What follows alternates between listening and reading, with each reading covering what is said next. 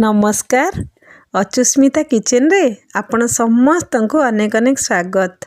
आज मु आपण मानकु पोई सागर एक रेसिपी करके देखैबी जार ना हेउची पोई बेसर। एको बनैबा बहुत सहज एवं पखाला भात हेउ कि गरम सबुथिरे खाइबा पे भल लागि थाए। भिडियोटी प्रथम रु शेष पर्यंत देखंतु। आशा करूची भल लागिबो। भल लागिले लाइक शेयर सब्सक्राइब करिया को भूलिबेनी। चलंतु ताले स्टार्ट करिबा आजिर रेसिपी।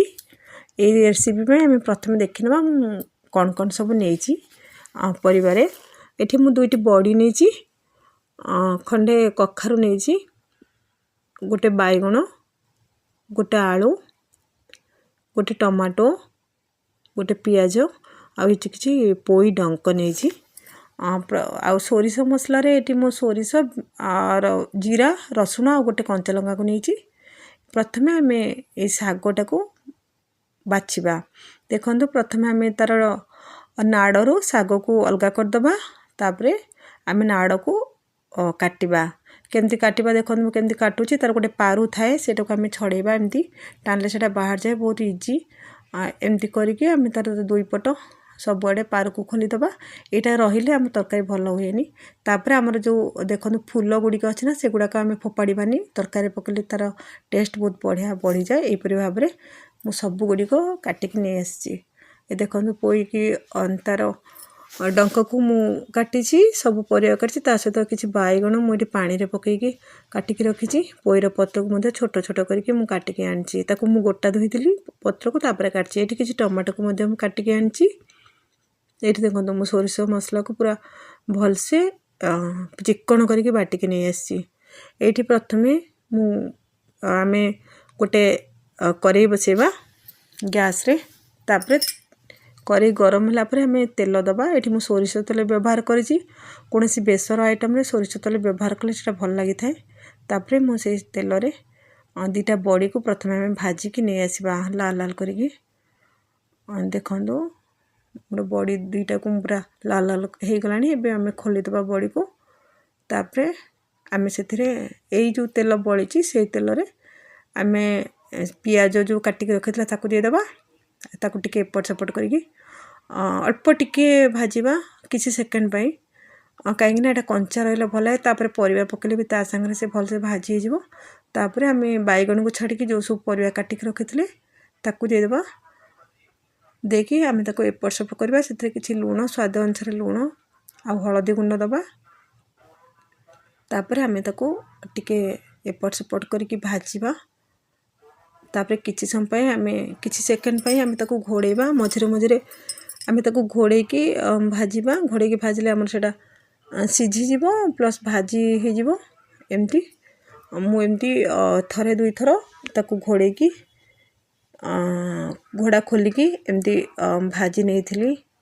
भाजी नेले कौन हुए कि आमर पोईरे जो लाल थाए ना पोई डंकरे से लालटा रहिले तरकारी भल लगे। भाजिकी न भाजिकी कले ना सेटा लाल हुए तरकारी बेसी भल लगे। एमती भाजले ना पोई तरकारी बहुत बढ़िया लगे तार बास्ना बहुत बढ़िया आसे तापर से लाल हुए।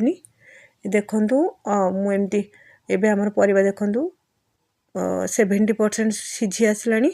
यही समय आम सोरिष को देदेबा। ये सोरिष मसला को देके आम टिके भलसे भाजी नबा। सोरिष मसला भी आमर टिके जमती कषि हो तेल भी आमर प्रथम तो अच्छी से तेल रे मसला टिके भलसे कषि तापर आम ये टमाटो को देदेबा कारण परिवा आमर सीझिलानी। आउ किछि लंका गुंड ये मुझे ताकू देके आम आउ टिके भलसे टमाटो को सॉफ्ट हवा पर्यंत भाजिबा। एबे ता संगे आमर मसला भी कषि हो यहीपरि भाव में आम ताकू 2 मिनिट कषिबा। तापरे मोर जार रे टिके सोरिषर लागिथिला सेटा को मु धोईकी दे देछि। पानी भी आमर ये टिके लागिबो ये मु आउ टिके मध्य पानी दे देछि कारण एटा भाजिला परे आउ टिके फुटिले पानी तार मरीज पूरा सुखा हेले तरकारीटा भल लगेनी। टिके टिके पानी थी बेसी भी पानी तापर आम ताकू पानी देके घोड़े नवा। एबे देखंतु आमर फुटिलाणी परिवा आ पानी एबे आम जो काटिकी रखी बैगण को पानी पकईकी सेटा को देदेबा।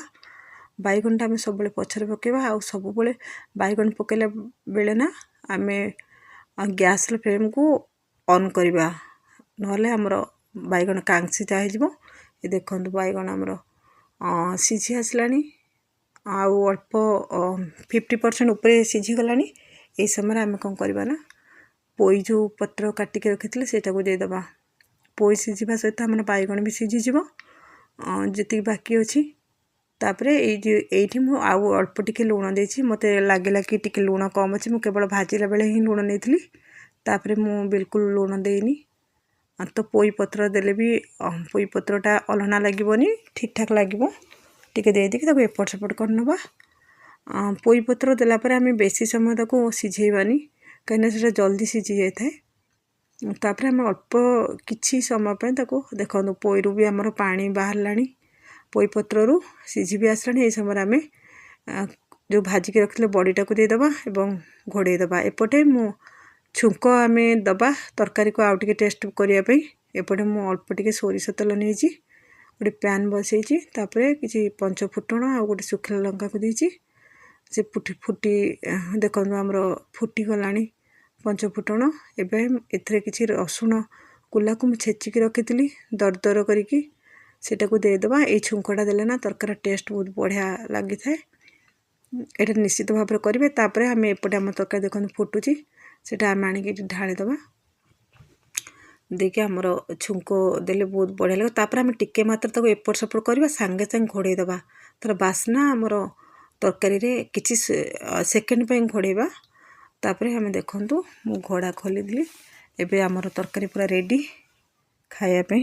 ୟାକୁ ଆପଣ ନିଶ୍ଚିତ ଭାବରେ ଥରେ ବନାନ୍ତୁ ଏବଂ କେମିତି ଲାଗିଲା କମେଣ୍ଟସ୍ କରି ଜଣାଇବେ। ଆଜି ପାଇଁକି ରହିଲି, ପୁଣି ଆସିବା ଆଉ ଏକ ରେସିପି ନେଇ। ଜୟ ଜଗନ୍ନାଥ।